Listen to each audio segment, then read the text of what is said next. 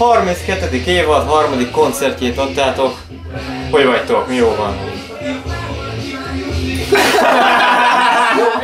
Igen, fárasztó volt. Na, tehát nemrég jöttünk Szegedre, igazából kb. Egy éve lakunk itt, és nagyon vártuk ezt. Igazi bevándorlók vagyunk.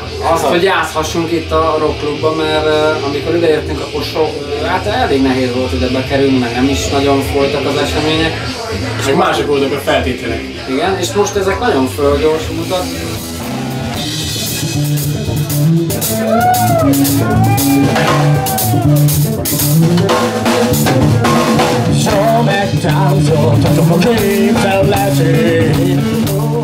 Komoly igazából előadás is volt, ugye tudtok rendesen. Valami nem volt stand-up elemében, egyébként olyan vicceket mesélni színpadon.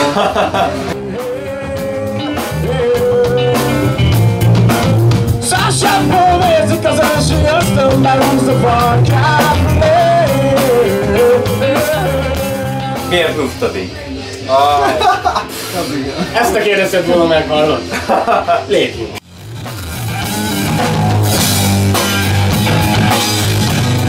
Ádám fél a denevérektől. Én nem, tehát ez azt jelenti, hogy Oké. ez így indul. Látod a macskafogót? Láttam. És a Lustadik nevű egyetlen zenész egeret abban a mesében. Aki trombitál. A denevérek közé keveredik, majdnem el akarják enni, ugye? Persze, most már Utolsó kívánságában meglikatja az egész társaságot, és befogadják a denevérek.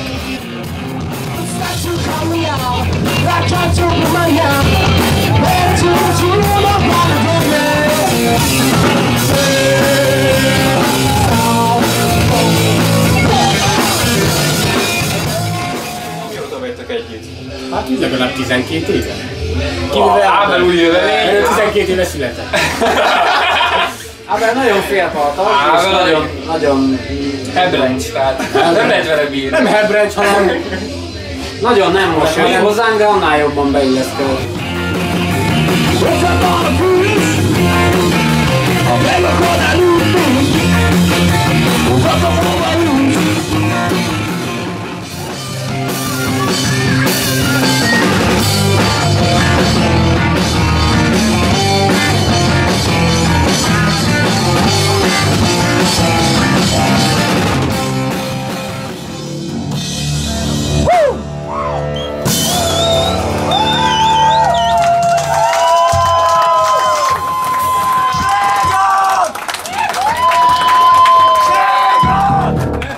Lehet a rockklub látogatóinak.